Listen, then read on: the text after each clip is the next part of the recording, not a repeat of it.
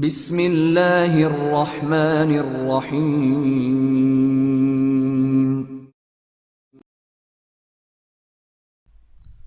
Dark world Imran series मुसन्निफ ज़हीर अहमद।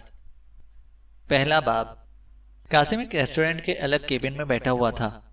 उसके सामने अनवार अक़साम के खानों से मेज़ भरी हुई थी और कासिम इन खाने पीने की चीज़ों पर यूं टूटा पड़ रहा था जैसे वो सदियों से भूखा हो।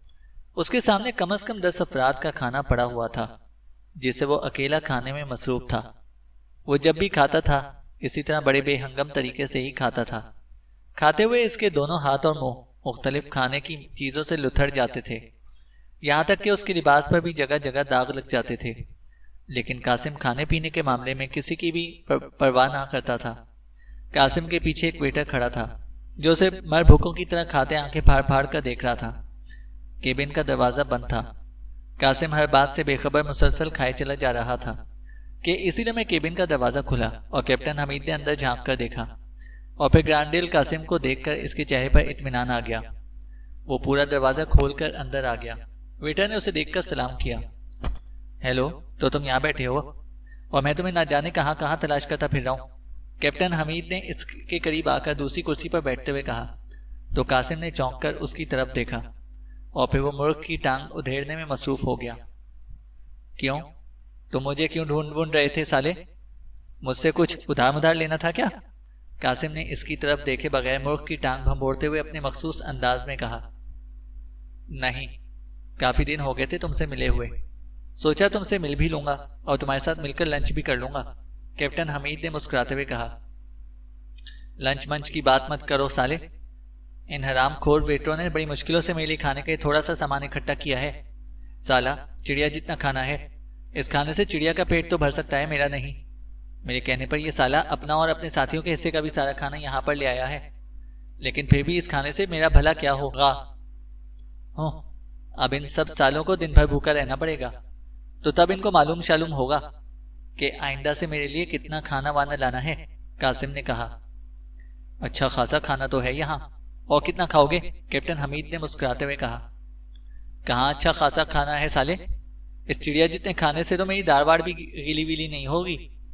अपने पेट का दोजख भरने के लिए मुझे किसी दूसरे रेस्टोरेंट में ही जाना वाना पड़ेगा, कासिम ने मुंह बनाकर कहा। तौबा तौबा, खा खा कर फैलते ही जा रहे हो, कुछ तो अपनी सेहत का भी ख्याल करो, कैप्टन हमीद ने कहा। क्यों, मैं क्यों ख्याल व्याल करूं साले?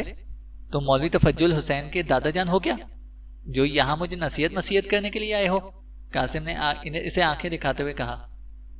नहीं, मेरी नसीहतों मसीहतों का तुम पर भला क्या असर होने वाला है, कैप्टन हमीद ने उसी के अंदाज में कहा। तो फिर खामोश बैठो और मुझे खाने वाने दो। बेटा, तुम क्या साले मेरे पीछे बुत बने खड़े हो? किसी ने तुम्हें मेरे नवाले गिनने के लिए यहाँ खड़ा किया है? कासिम ने पहले उससे कहा और फिर पीछे खड़े वेटर से मुखातिब होकर अपने मखसूस लहजे में कहा। यस सर, वेटर ने आगे बढ़ते हुए बड़े मुअद्दबाना लहजे में कहा। जाओ साले, जाकर कोल्ड ड्रिंक्स लेकर आओ फौरन, मेरे लिए पूरी 10 बोतलें लाना, और हाँ, एक बोतल इस साले हराम खोर कप्तान के लिए भी लेकर आना। ये साला भी क्या याद करेगा कि इसका किस सेटमेट से पाला पड़ा है, कासिम ने शहनशाही हुक्म देते हुए कहा। अपने लिए 10 और मेरे लिए सिर्फ 1 बोतल, कासिम की बात सुनकर कैप्टन हमीद ने मुंह बनाकर कहा। तो और क्या साले, तुम कितनी बोतलें पियोगे? 1 बोतल ही पी लो, तुम्हारे लिए वही काफी है। दूसरी पियोगे तो ख्वाह मख्वाह तुम्हारे पेट में गैस मैस भर जाएगी और तुम किसी गुब्बारे उबारे की तरह हवा में उड़ जाओगे, कासिम ने कहा। उसका इस अंदाज में बोलना ही उसकी सबसे बड़ी खूबी और इसकी पहचान थी। इस तरह मखसूस अंदाज में बात करने की वजह से वो जिस महफिल में होता वो महफिल कुश्ते जाफरान बन जाती थी। और तुम 10-10 बोतलें चढ़ाओगे, इससे तुम्हारे पेट में गैस नहीं भरेगी, तुम्हारा पेट गुब्बारा नहीं बनेगा, कैप्टन हमीद ने भुनाकर कहा। मैं इसलिए खा खाकर अपने पेट का वजन बढ़ा रहा हूँ साले, ताकि वजनी पेट की वजह से गैस मैस मुझे कहीं ना ले जाए, कासिम ने बड़ी खूबसूरती से अपना दिफा करते हुए इसी अंदाज में कहा। तो कैप्टन हमीद एक तवील सांस लेकर रह गया, जबकि वेटर कासिम का ऑर्डर लेकर सर हिलाता हुआ कैप्टन केबिन से निकल गया। अच्छा छोड़ो, मुझे खाली प्लेट दो, मैंने सुबह से कुछ भी नहीं खाया, अब खासी भूख लग रही है, कैप्टन हमीद ने कासिम के आगे पड़ी खाली प्लेटों की तरफ इशारा करते हुए कहा। तो कासिम ने फौरन मेज की तरफ दोनों हाथ फैला दिए। खबरदार साले, ये सारा खाना मेरे लिए है। तुम्हें भूख लगी है तो मेरे टेंगे से अपने लिए खाना वाना मंगवा लो। मैं अपने खाने माने से तुम्हें एक लख्मा भी नहीं दूंगा, कासिम ने बड़े सख्त लहजे में कहा। हद हो गई, तुम मोटे होने के साथ साथ अब कंजूस भी होते जा रहे हो, कैप्टन हमीद ने मुंह बनाकर कहा।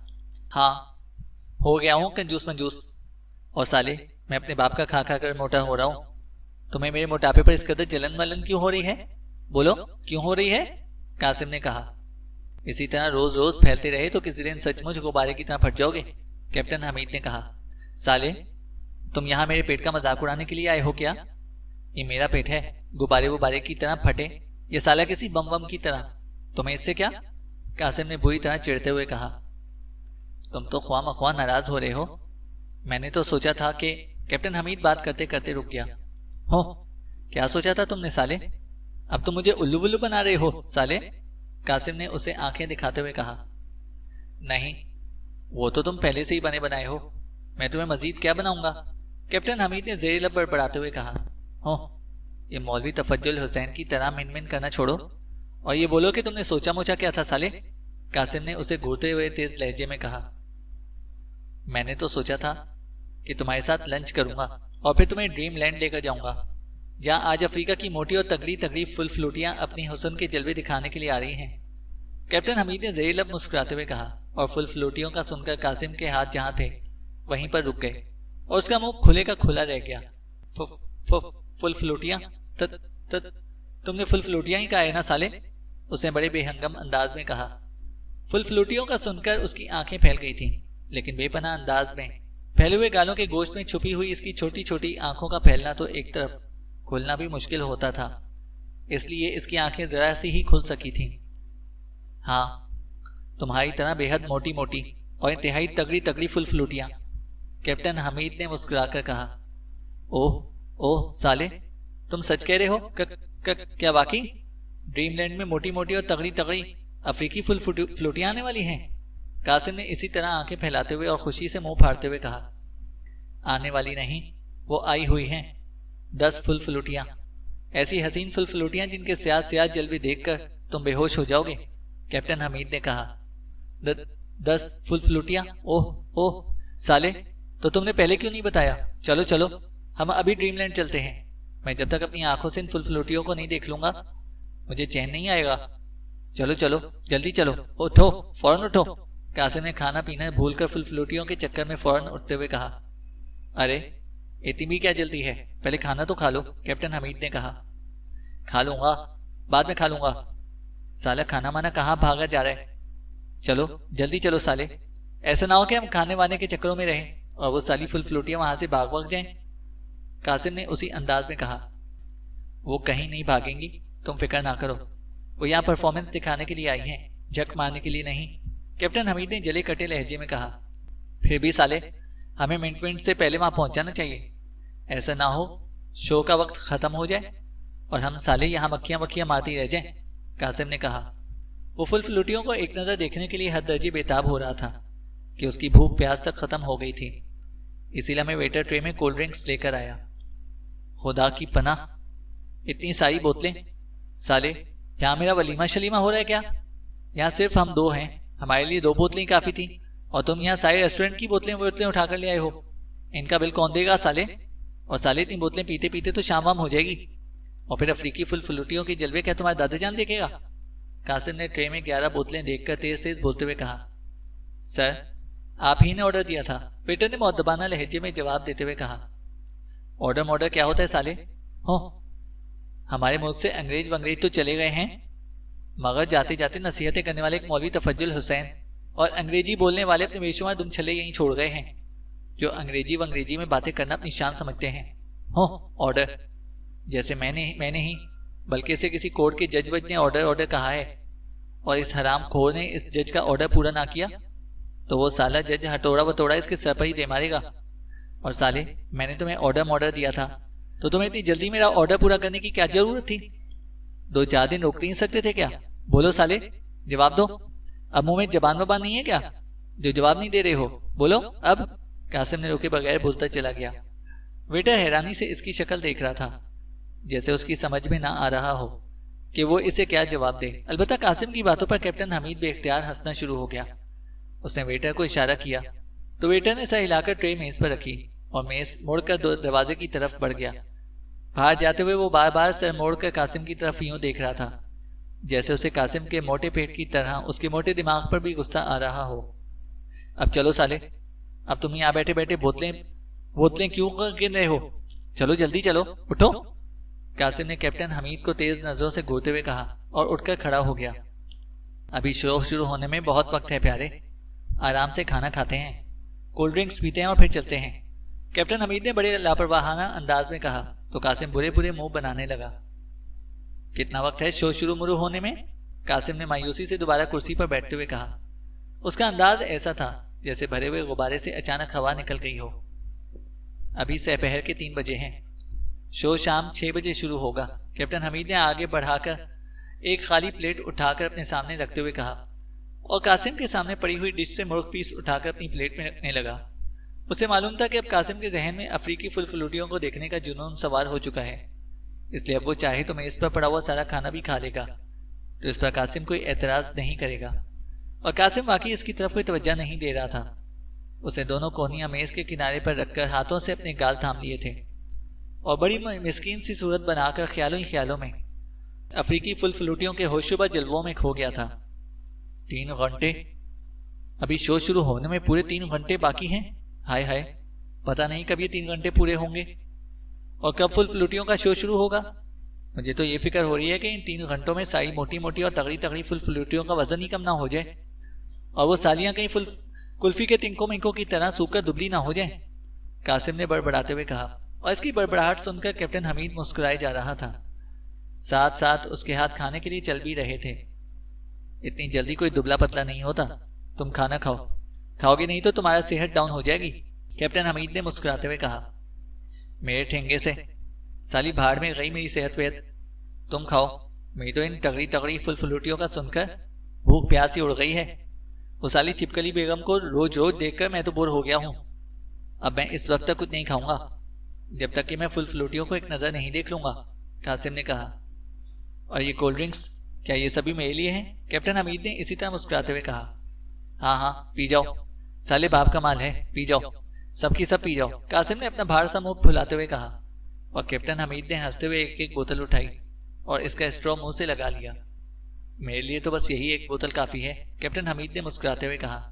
हो तो भैया मुझे ही पीनी पड़ेंगी, वरना ये सारी बोतलें हरामखोर बेटे ही पी जाएंगे और साले ख्वाह मख्वाह सारा बिल मेरे सर मुंड देंगे, कासिम ने कहा। और 4 बोतलें उठाकर इनके स्ट्रॉज एक साथ मुंह से लगा लिए और बोतलें तेजी से एक साथ खाली होती चली गई, जैसे वो एक ही सांस में 4 बोतलें खत्म कर देना चाहता हो। आराम से पियो, तुम तो बोतलें ऐसे चढ़ा रहे हो जैसे दोबारा मिलने की तवक्का ही ना हो, कैप्टन हमीद ने कहा। लेकिन अब भला कासिम इसकी कहाँ सुनने वाला था। उसने 4 बोतलें खाली करके एक तरफ रखी और इस बार एक एक हाथ में 3-3 बोतलें पकड़ ली और 6 की 6 बोतलों के स्ट्रॉ मुंह में डाल लिए। इसे एक साथ मजीद 6 बोतलें पीते देखकर कैप्टन हमीद बुरे बुरे मुंह बनाने लगा। उसने अपने मतलब का खाना खा लिया था। उसने बोतल का आखिरी घूंट भरा और उठकर खड़ा हो गया। तुम इत्मीनान से खाओ पियो, मैं तब तक तुम्हारा बाहर पार्किंग में इंतजार करता हूँ, कैप्टन हमीद ने कहा। कासिम इससे पहले कि कुछ कहता वो तेजी से दरवाजा खोलकर केबिन से निकलता चला गया। कैप्टन हमीद कासिम से बखूबी वाकिफ था। उसकी जहनी रूह कभी भी पलट सकती थी। कासिम से कोई बैद नहीं था कि वो इन सारे खानों का बिल इसे थोप देता, इसलिए बिल आने से पहले ही कैप्टन हमीद वहां से निकल गया। हॉल में आकर कैप्टन हमीद तेज से कदम उठाता हुआ बैरूनी दरवाजे की तरफ बढ़ा ही था कि हॉल में साइड टेबल पर बैठी हुई एक नौजवान लड़की उठी और तेजी से उसकी तरफ आई। हमीद, मेरा मतलब है कैप्टन हमीद, उस लड़की ने कैप्टन हमीद से मुखातिब होकर कहा और कैप्टन हमीद चौंक कर उसकी तरफ को देखने लगा। लड़की खूबसूरत थी। उसने लाइट ब्लू जीन्स और वाइट शर्ट पहन रखी थी जो उस पर बेहद जच रही थी। उसकी आंखें बड़ी बड़ी और डार्क ब्राउन थी। उसके बाल अखरोटी रंग के थे और कांधों तक तराशीदा थे और उसके पतले पतले होंठ इस कदर गुलाबी थे जैसे उसने लिपस्टिक लगा रखी हो, हालांकि ऐसा नहीं था। यस प्लीज, कैप्टन हमीद ने उसकी तरफ तारीफी नजरों से देखते हुए कहा। क्या आप मुझे 2 मिनट दे सकते हैं? लड़की ने अंदाजे दिलरुबाई से कहा। तो कैप्टन हमीद का दिल बिल्लियों उछलने लगा। एक अजनबी गैर मुल्की लड़की उसे खुद ही लिफ्ट करा रही थी। इससे बढ़कर उसके लिए और क्या खुशी की बात हो सकती थी। उसकी आंखों में मुसर्रत भरे सैकड़ों दिए एक साथ जल उठे। जी जरूर, क्यों नहीं, कैप्टन हमीद ने सर खम करते हुए जवाबन मुस्कुराकर कहा। तो फिर आए, मैं वहां बैठी थी, लड़की ने इस मेज की तरफ इशारा करते हुए कहा जहां से वो उठकर आई थी। वो पलटकर वापस इस तरफ को बढ़ने लगी तो कैप्टन हमीद ने सीना चौड़ा करके टाई की नॉट को दुरुस्त किया और बड़े अकड़े हुए अंदाज में इधर उधर देखकर वो लड़की के पीछे चलता हुआ इसकी मेज के पास आ गया। तशरीफ रखें, लड़की ने कहा। पहले आप, मेरा मतलब है कि लेडीज फर्स्ट, कैप्टन हमीद ने कहा और लड़की बेख्तियार खिलखिलाती और सर हिलाती हुई कुर्सी पर बैठ गई। कैप्टन हमीद इसके सामने दूसरी कुर्सी पर बैठ गया। वो यकटक इस लड़की की तरफ देखे जा रहा था जैसे इससे पहले इसने इस कदर हसीन लड़की देखी ही ना हो। माफ कीजिएगा, क्या मैं आपको जानता हूं? कैप्टन हमीद ने सिलसिला कलाम का आगाज करते हुए कहा। नहीं जानते तो जान लेंगे, जान पहचान मेल मिलाप से ही तो बनती है, लड़की ने मुस्कुराते हुए कहा। ओह यस, बिल्कुल ठीक कहा आपने, जान पहचान मेल मिलाप से ही बनती है। कैप्टन हमीद ने इसके फिक्रे का भरपूर मजा लेते हुए जोर जोर से सर हिलाकर कहा जैसे वो लड़की के इस फलसफे से पूरी तरह से मुत्तफिक हो। मेरा नाम कलाशी है, लड़की ने कहा तो कैप्टन हमीद चौंक पड़ा। कलाशी, ये कैसा नाम है? कैप्टन हमीद ने हैरत भरे लहजे में कहा। क्यों, अच्छा नहीं लगा आपको? लड़की ने कहा। ओह नहीं नहीं, ऐसी बात नहीं है, नाइस नेम, लेकिन ये नाम मैंने पहली बार सुना है इसलिए थोड़ी सी हैरत हो रही है, कैप्टन हमीद ने कहा तो लड़की फिर हंस दी। हमारे ऐसे ही नाम होते हैं, मेरे बाप का नाम अतुषा है और मेरी माँ का नाम काकाशी, लड़की ने कहा तो कैप्टन हमीद यूं सर हिलाने लगा जैसे इसे इन नामों की पूरी समझ आ गई हो। किस मुल्क से आपका ताल्लुक? मेरा मतलब है आप काफिरिस्तानी तो मालूम नहीं होती, आपके खदोखाल क्रीमी और यूरोपीय ममालिक वालों जैसे भी नहीं है, कैप्टन हमीद ने कहा। अगर मैं कहूं कि मैं जन्नत से आई हूं तो, लड़की ने मुस्कुराहट भरे लहजे में कहा। तो इस बार कैप्टन हमीद हंसने लगा। तो वाकई गलत ना होगा, आप वाकई बेहद हसीन हैं, बिल्कुल जन्नत की किसी हूर जैसी, कैप्टन हमीद ने कहा। थैंक्स, लड़की बोली। यू वेलकम, कैप्टन हमीद ने हल्का सा सर खम करते हुए कहा। लड़की एक बार फिर हंस दी। उसकी हंसी इस कदर मुतरन्नम थी जैसे दूर कहीं किसी मंदिर की घंटियां सी बज रही हों। बहरहाल मैं आपसे अपना मुकम्मल तारुफ करा देती हूँ। अपना नाम तो मैं आपको बता चुकी हूँ, अब मैं आपको ये भी बता देती हूँ कि मैं कहाँ की रहने वाली हूँ, लड़की ने कहा। बहुत नवाजिश होगी आपकी जनाब, कैप्टन हमीद ने इस पर फिदा होने वाले अंदाज में कहा तो लड़की की मुस्कुराहट गहरी हो गई। मेरा ताल्लुक साइफान से है, उसने कहा। साइफान? और आपका कहने का मतलब है साइफान जजीरा, जो बर-ए-आज़म अफ्रीका के आखिरी कोने में एक बहुत बड़ा जजीरा है जिसे काला जजीरा भी कहा जाता है, कैप्टन हमीद ने चौंक कर कहा। हाँ, ये जजीरा जनूबी अफ्रीका में जजायर प्रिंस एडवर्ड के दरमियान में है, कलाशी ने कहा। ओह, आप तो बहुत दूर से आई हैं, कैप्टन हमीद ने कहा। हाँ, कलाशी ने इस्बात में सर हिलाकर कहा। लेकिन मैंने तो सुना है कि साइफान जजीरा तो बेहद खतरनाक है।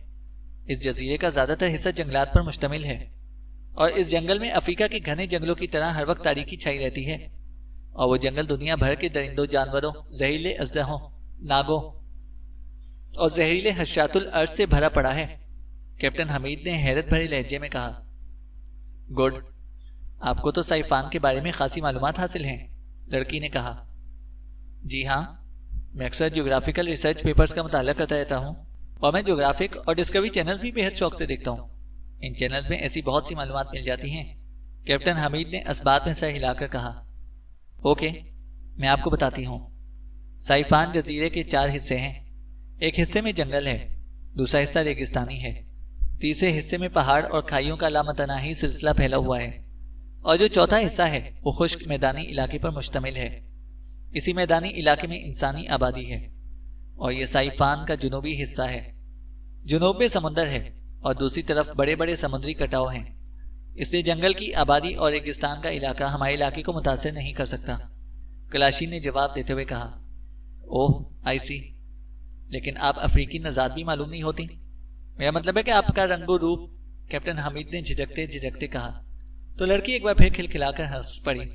इसकी हंसी इस कदर तेज थी कि इर्द गिर्द बैठे हुए लोग बेख्तियार चौंककर उसकी तरफ को देखने लगे।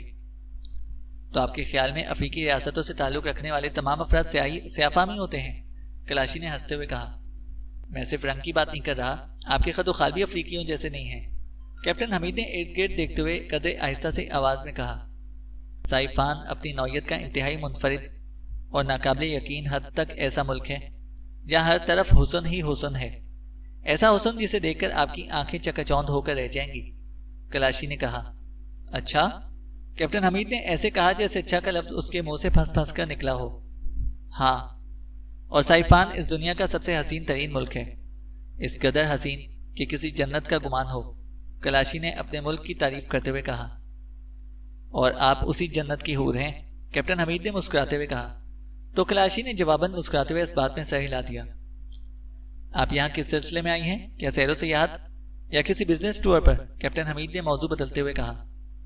नहीं, मैं यहाँ ना बिजनेस टूर पर आई हूँ और ना ही सैरो सियाहत के लिए, कलाशी ने कहा। तो फिर? कैप्टन हमीद ने पूछा।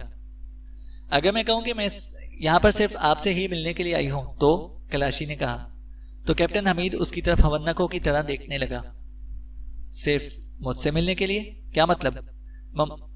मैं कुछ समझा नहीं। कैप्टन हमीद ने हिकलाकर कहा, जैसे उसे यकीन ही ना आ रहा हो कि लड़की इतनी दूर से सिर्फ उससे मिलने के लिए आई है। सब समझ जाएंगे। आप फिलहाल ये कार्ड अपने पास रखें, मैं आपसे कल फिर मिलूंगी और फिर मैं आपको बताऊंगी कि मैं आपसे कैसे वाकिफ हूँ और इतनी दूर से यहाँ क्यों आई हूँ। लड़की ने हैंडबैग से एक कार्ड निकालकर उसकी तरफ बढ़ाते हुए कहा, जिस पर लड़की का नाम, एक 5 स्टार होटल का नाम और रूम नंबर लिखा हुआ था। Deluxe hotel, room number 113। तो क्या आप होटल डिलक्स में ठहरी हुई हैं? कैप्टन हमीद ने कहा। जी हाँ, आप कल 4 से 5 के दरमियान वहां आ जाएं और फिर मैं आपको कुछ ऐसी चीजें दिखाऊंगी जिसे देखकर आपके 14 तबक रोशन हो जाएंगे, लड़की ने कहा। 14 तबक? क्या मतलब? मैं समझा नहीं। कैप्टन हमीद ने एक बार फिर चौंक कर कहा। तो कलाशी हंस पड़ी। अरे, आप तो संजीदा हो गए। मैं मजाक कर रही हूँ, लेकिन बहरहाल ये सच है कि मेरे पास कुछ है जो मैं खास तौर पर आपके लिए लाई हूँ, कलाशी ने कहा। वो है क्या? कैप्टन हमीद ने पूछा। उसका जहन बुरी तरह से कलाबाजियां खा रहा था। एक लड़की जिसका ताल्लुक अफ्रीका से, एक अलग थलग जजीरे साइफान से था, वो खास तौर पर इससे मिलने के लिए इतनी दूर से आई थी। साइफान, कैप्टन हमीद तो क्या शायद इसके फरिश्तों ने भी कभी ना देखा होगा, और इस जजीरे की लड़की इसे बखूबी जानती थी, और वो इसलिए कि वहां से तहफ़ भी लाई थी। लड़की का अंदाज वाकई ऐसा ही था जैसे वो कैप्टन हमीद से बरसों पुरानी वाकिफ हो। आप शायद अब भी मजाक कर रही हैं, कैप्टन हमीद ने फीकी हंसी हंसते हुए कहा। मजाक? कैसा मजाक? लड़की ने चौंक कर कहा। आप इतनी दूर से आई हैं, साइफान तो मैंने कभी ख्वाब में भी नहीं देखा, और जहां तक मुझे याद है मैं आज पहली बार आपसे मिल रहा हूं। फिर भला मैं ये कैसे हजम कर लूं कि आप इतनी दूर से सिर्फ मुझे मिलने के लिए यहां पर आई हैं? ये मजाक नहीं तो और क्या है? कैप्टन हमीद ने दांत निकोसते हुए कहा। ये मजाक नहीं, सच है, बिल्कुल सच, लड़की ने संजीदा होकर कहा। सच? लेकिन ये कैसे हो सकता है, और आप मुझे कैसे जानती हैं? कैप्टन हमीद ने हैरत भरे लहजे में कहा। कहा तो है कि कल जब आप मुझसे मिलने के लिए आएंगे तो मैं आपको सब कुछ बता दूंगी, कलाशी ने कहा। कल क्यों? आज क्यों नहीं? कैप्टन हमीद ने कहा। नहीं, आज नहीं, आज मैं मसरूफ हूं, मेरे पास इतना ही वक्त था जो मैंने आपको दे दिया है। अब मैं जा रही हूं, कल शाम। ओके, टाटा बाय बाय, कलाशी ने कहा और उठकर खड़ी हो गई। कैप्टन हमीद ने कुछ कहना चाहा, लेकिन अचानक जैसे उसकी जबान को ताला लग गया हो। कलाशी ने मुस्कुराते हुए उसे देखा और उंगलियों से बाय बाय करती हुई वहां से निकलती चली गई। कैप्टन हमीद हवन्नकों की तरह उसे जाते हुए देख रहा था। कलाशी जब दरवाजे से बाहर गई तो कैप्टन हमीद को अचानक जैसे होश आ गया और उसकी तालू से चिपकी हुई जबान भी अलग हो गई। अरे, वो तो सचमुच चली गई है, कैप्टन हमीद ने बौखलाकर कहा और फौरन उठकर खड़ा हो गया। इसी लम्हे एक वेटर तेजी से उसके पास आ गया। उसके हाथ में एक बिल बुक थी। सर, वेटर ने मुखातिब होकर मुअद्दबाना लहजे में कहा। क्या है? कैप्टन हमीद ने मुंह बनाकर कहा। इसे वेटर का इस तरह सामने आकर खड़े होने पर गुस्सा आ रहा था। बिल लाया हूं सर, वेटर ने इसी अंदाज में कहा।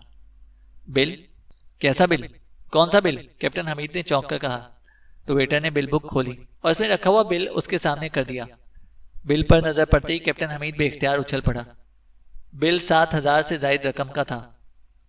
अपनी आंखों का इलाज कराओ, ये मेरा बिल नहीं है, कैप्टन हमीद ने गुर्रा कर कहा। यह आपका ही बिल है जनाब, वेटर ने कहा।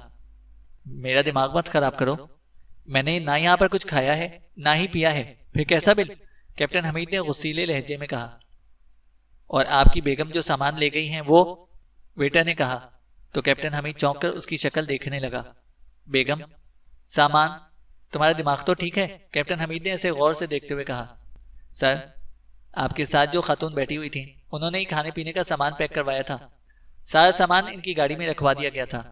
वो काफी देर से यहाँ बैठी हुई थी। उन्होंने कहा था कि इनके शौहर यानी आप आने वाले हैं, बिल वो अदा करेंगे, वेटर ने कहा। और कैप्टन हमीद को यकरख जोरदार झटका लगा। वो लड़की जो यहाँ मेरे साथ बैठी हुई थी, तुम उस लड़की की बात कर रहे हो? कैप्टन हमीद ने हिकलाकर कहा। यस सर, मैं इसी लड़की की बात कर रहा हूँ जिसके साथ आप अभी बैठे हुए थे, वेटर ने कहा। और कैप्टन हमीद के दिमाग में यकलख जहरीली चूंटियां सी रेंगना शुरू हो गईं। उसे झपट कर बिल पकड़ा और उसे गौर से देखने लगा। बिल में खाने पीने का ही सामान दर्ज था।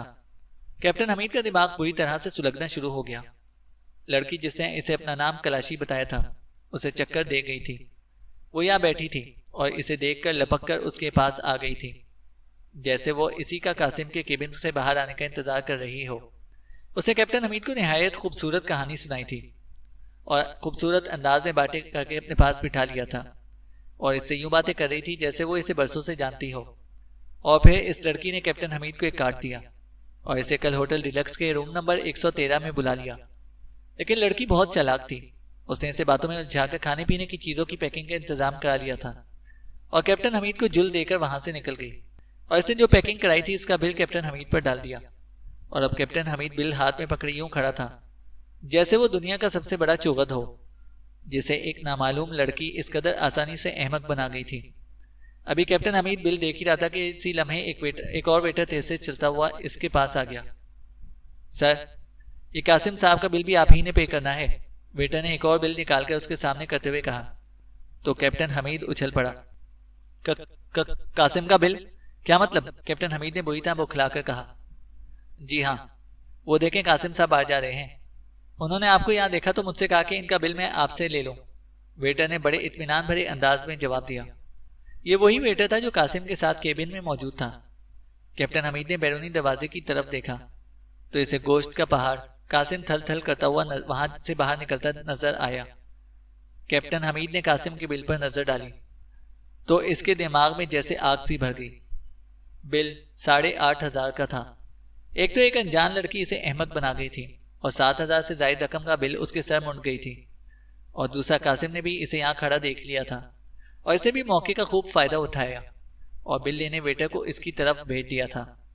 कैप्टन हमीद का दिल चाह रहा था कि वो अपना सर किसी दीवार से टकरा दे। 2 बड़े बड़े बिल्स उसके सर पर पड़ गए थे। लड़की तो पहले ही रफू चक्कर हो चुकी थी और अब कासिम भी दरवाजे से बाहर चला गया था। दोनों बिल अब उसे ही अदा करने थे। कैप्टन हमीद को इन दोनों पर गुस्सा आ रहा था, लेकिन अब वो और कर भी क्या सकता था। उसने दोनों वेटरों को बारी बारी घूरा और दिल कड़ा करके जेब से वॉलेट निकाला और उसे खोल कर देखा, लेकिन वॉलेट में इतनी रकम नहीं थी। क्रेडिट कार्ड से काम चल जाएगा? कैप्टन हमीद ने वॉलेट के साइड पॉकेट से क्रेडिट कार्ड निकालते हुए बुझे बुझे अंदाज में कहा। यस सर, जरूर सर, क्यों नहीं, पहले वेटर ने कहा और कैप्टन हमीद ने मरे मरे अंदाज में कार्ड उसे दे दिया। दोनों वेटर मुड़े और तेज तेज चलते हुए काउंटर की तरफ बढ़ गए। कैप्टन हमीद ने इर्द गिर्द बैठे हुए लोगों पर तायराना नजर डाली और फिर एक तवील सांस लेकर खुद भी काउंटर की तरफ बढ़ गया। काउंटर के पीछे एक नौजवान और खूबसूरत लड़की खड़ी थी। वेटर ने उसे कार्ड दे दिया जो एक मशीन से कार्ड पंच कर रही थी। उसे कार्ड पंच करके मशीन की साइड से एक पर्ची निकाली और दोनों चीजें कैप्टन हमीद की तरफ बढ़ा दी। थैंक यू सर, लड़की ने कहा तो कैप्टन हमीद उसे घूर कर रह गया। उसे कार्ड और बिल स्लिप उठाई और वॉलेट में रखकर वॉलेट जेब में रखा और मुड़कर बैरूनी दरवाजे की तरफ बढ़ता चला गया। इस रेस्टोरेंट के बारे में इसे कासिम ने ही बताया था कि वो लंच और डिनर यहीं आकर करता है। दोपहर का वक्त था। इस तरफ से गुजरते हुए कैप्टन हमीद की नजर रेस्टोरेंट पर पड़ी तो इसे पार्किंग में कासिम की मखसूस जहाजी साइज की कार देखी तो वो वहीं रुक गया था और इसने आकर कासिम के साथ मुफ्त लंच करने का प्रोग्राम बना दिया था। लेकिन ये मुफ्त प्रोग्राम इसे खासा महंगा पड़ा था। लड़की भी इसे धोखा दे गई थी और कासिम ने भी अपना बिल जाते जाते उसी पर थोप दिया था। कैप्टन हमीद का दिल चाह रहा था कि दोनों सामने आए तो वो इन्हें शूट कर देगा। दरवाजे से बाहर निकलकर उसे साइड पर बनी हुई पार्किंग की तरफ देखा तो और ज्यादा भुना उठा। कासिम अपनी जहाजी साइज गाड़ी वहां से लेकर जा चुका था। कैप्टन हमीद जानता था कि कासिम अफ्रीकी फुल फ्लूटियों के चक्कर में ड्रीमलैंड की तरफ ही गया होगा। पहले तो इसका दिल चाहा कि वो ड्रीमलैंड में जाकर कासिम की गर्दन दबोच ले, और इससे अपना सारा नुकसान मावसूद के वसूल कर ले। लेकिन फिर उसने अपना ये इरादा तर्क कर दिया, क्योंकि उसने अफ्रीकी फुल फ्लूटियों के बारे में कासिम से पखी मारी थी। कासिम को जब वहां जाकर ये मालूम होगा कि वहां ऐसा कोई शो मुनकिद नहीं हो रहा जिसमें अफ्रीकी फुल फ्लूटियां परफॉर्म करने वाली हैं, तो वो भड़क उठेगा। और कासिम जब भड़कता था तो उसे कैप्टन हमीद के लिए भी संभालना मुश्किल हो जाता था। कासिम ने बीच सड़क में ही इस पर बरसना शुरू कर देना था, इसलिए वो पार्किंग में गया और अपनी कार निकाल लाया और कार सुबह रफ्तारी से दौड़ाता हुआ हेडक्वार्टर पहुंच गया। कार पार्किंग में रोककर वो कार से निकला ही था कि जीरो फोर्स का एक जवान तेज से चलता हुआ इसके करीब आ गया। कर्नल साहब ने आपको बुलाया है, उसने कहा। क्यों, खैरियत? कैप्टन हमीद ने चौंक कर कहा। मालूम नहीं, वो कह रहे थे कि आप जैसे ही आए फौरन इनके पास पहुंच जाएं, इसने कहा। क्या वो अकेले ही हैं? कैप्टन हमीद ने पूछा। जी हाँ, वो अकेले ही हैं, उसने कहा। और कैप्टन हमीद असबात में सर हिलाकर इमारत की तरफ बढ़ गया। थोड़ी देर में वो कर्नल फरीदी के ऑफिस में दाखिल हो रहा था। कर्नल फरीदी मेज के पीछे इत्मीनान भरे अंदाज में कुर्सी पर बैठा हुआ था। उसके सामने एक फाइल खुली हुई थी जिसे वो इंतहाई इन्हमाक से पढ़ने में मसरूफ था। आपने मुझे बुलाया था? कैप्टन हमीद ने कहा। तो कर्नल फरीदी इसकी आवाज सुनकर चौंक पड़ा। उसने सर उठाकर कैप्टन हमीद की तरफ देखा और सामने पड़ी हुई फाइल बंद कर दी। हाँ आओ, कर्नल फरीदी ने कहा। तो कैप्टन हमीद सर हिलाकर आगे बढ़ा और कर्नल फरीदी के सामने कुर्सी पर विराजमान हो गया। कहाँ आवारागर्दी करते फिर रहे थे बरखुदार? कर्नल फरीदी ने उसकी तरफ गौर से देखते हुए पूछा। आवारागर्दी? मैंने कहा आवारागर्दी करनी है, मैं तो घर से सीधा आ रहा हूं, कैप्टन हमीद ने कहा। घर से सीधे आने में इतना वक्त लगता है? कर्नल फरीदी ने कहा। वो रास्ते में मेरी कार खराब हो गई थी, कैप्टन हमीद ने कहा। वो लड़की कलाशी और कासिम के बारे में कर्नल फरीदी को कुछ नहीं बताना चाहता था। कार खराब हो गई थी या तुम्हारी तबीयत? कर्नल फरीदी ने ज़ेरिलब मुस्कुराते हुए कहा। तो कैप्टन हमीद चौंक पड़ा। क्या मतलब? उसने हैरत भरे लहजे में कहा। जो मैं कह रहा हूं तुम उसे बखूबी समझ रहे हो बरखुरदार, कर्नल फरीदी ने मुस्कुराते हुए कहा। तो कैप्टन हमीद बुरे बुरे मुंह बनाने लगा। तो आपको पता चल गया है, कैप्टन हमीद ने कहा। एक मशहूर मुहावरा है कि जो दूसरों के लिए गड्ढा खोदता है इसमें खुद ही गिरता है, और आज तुम्हारे साथ भी ऐसा ही हुआ है, कर्नल फरीदी ने मुस्कुराते हुए कहा। मैंने किसके लिए गड्ढा खोदा था? कैप्टन हमीद ने मुंह बनाकर कहा। कासिम के लिए। और किसके लिए? तुम कासिम का खाना खाकर अपना बिल बचाना चाहते थे, लेकिन उल्टी आंतें तुम्हारे गले को आ गई। क्यों, मैं ठीक कह रहा हूं ना? कर्नल फरीदी ने मुस्कुराते हुए कहा। तो कैप्टन हमीद ने बेख्तियार होंठ भींच लिए। आपको कैसे मालूम हुआ कि आप वहीं थे? कैप्टन हमीद ने पूछा। नहीं, तुम जानते हो कि मैं होटलों और रेस्टोरेंटों में खाने पीने का आदी नहीं हूं, कर्नल फरीदी ने कहा। तब आपको बैठे बैठे कैसे पता चल जाता है? क्या आप शर्लक होम्स के रिश्तेदार हैं, या आपसे शर्लक होम्स की रूह मिलने आई थी जो आपको खास तौर पर मेरे बारे में हर बात बता देती है? कैप्टन हमीद ने मुंह बनाकर कहा। बरखुरदार, मैं अपनी आंखें हर वक्त खुली रखता हूं और मेरे कान भी बंद नहीं होते, कर्नल फरीदी ने कहा। तो क्या आपकी आंखें और कान सिर्फ मेरे लिए खुले रहते हैं? कैप्टन हमीद ने मुंह बनाते हुए कहा। कौन थी वो मोहतरमा तुम जिसके जुल्फ के असीर बन गए थे? कर्नल फरीदी ने कहा। जब आपको सब कुछ मालूम है तो इस लड़की के बारे में आप मुझसे ज्यादा ही जानते होंगे कि वो कौन थी। वो मुझे रेस्टोरेंट में मिली थी और मुझे तो इसने धोखा दिया है, कैप्टन हमीद ने इसी अंदाज में कहा। और एक कार्ड भी दिया है, कर्नल फरीदी ने कहा। तो कैप्टन हमीद एक बार फिर चौंक कर उसकी तरफ देखने लगा। हाँ, होटल डिलक्स का कार्ड है। उसने कहा था कि वो इस होटल के कमरा नंबर 113 में रहती है। लेकिन, कैप्टन हमीद ने होंठ भींचते हुए कहा। लेकिन क्या? कर्नल फरीदी ने कहा। वो धोखेबाज लड़की है, अब वो वहां कैसे हो सकती है? कैप्टन हमीद ने कहा। अगर मैं कहूं कि वो लड़की इसी होटल में है और कमरा नंबर 113 में ही मौजूद है तो? कर्नल फरीदी ने मुस्कुराते हुए कहा। और कैप्टन हमीद बुरी तरह से उछल पड़ा। ओह ओह, क्या आप सच कह रहे हैं? वो लड़की उसी होटल में है? कैप्टन हमीद ने इंतहाई हैरत भरे लहजे में कहा। हाँ, जिस रेस्टोरेंट में तुम गए थे वहां जगदीश भी था। उसे फोन करके सारी हकीकत से मुझे आगाह कर दिया था। लड़की मशकूक थी, इसलिए जगदीश ने उसका ताकुब किया था। लड़की सीधी होटल डिलक्स के कमरा नंबर 113 में गई थी, कर्नल फरीदी ने कहा। तो कैप्टन हमीद एक तवील सांस लेकर रह गया। हो, तो आपको इल्हाम नहीं हुआ था? जगदीश ने आपको सारी सूरत हाल से आगाह किया था, लेकिन वो था कहाँ? मैंने तो इसे वहां पर नहीं देखा था, कैप्टन हमीद ने कहा। वो जीरो फोर्स का इंचार्ज है, तुम्हारी तरह अहमक नहीं कि बगैर मेकअप किए कहीं भी मुंह उठाकर चला जाए, कर्नल फरीदी ने मुंह बनाकर कहा। मैं अहमक हूं? कैप्टन हमीद ने गुस्सा दिखाते हुए कहा। मैं भी तो यही कह रहा हूं, कर्नल फरीदी ने मुस्कुराते हुए कहा तो कैप्टन हमीद होंठ भेज कर रह गया। इसने सवालिया अंदाज में बात की थी, जिसे कर्नल फरीदी ने बड़ी खूबसूरती से उस पर पलट दिया था। इसीलिए मैं जीरो फोर्स का एक आदमी तेज से चलता हुआ अंदर आ गया। दोनों चौंक कर उसकी तरफ देखने लगे। सर, आपसे एक लड़की मिलना चाहती है, उसने कहा। कौन लड़की? कर्नल फरीदी चौंक कर कहा। लड़की का सुनकर कैप्टन हमीद भी कान खड़े हो गए थे। वो कह रही है कि साइफान से खासतौर पर आपसे मिलने के लिए आई है, आने वाले नौजवान ने कहा। और साइफान का सुनकर कैप्टन हमीद यूं उछला जैसे अचानक उसकी कुर्सी में जबरदस्त करंट आ गया हो। उसकी आंखें हैरत से फैल गईं और वो फौरन बिजली की सी तेजी से बाहर की तरफ दौड़ता चला गया। चैनल को सब्सक्राइब करें और बेल आइकन को प्रेस करें ताकि हमारी हर अपडेट आपको बर वक्त मिल सके।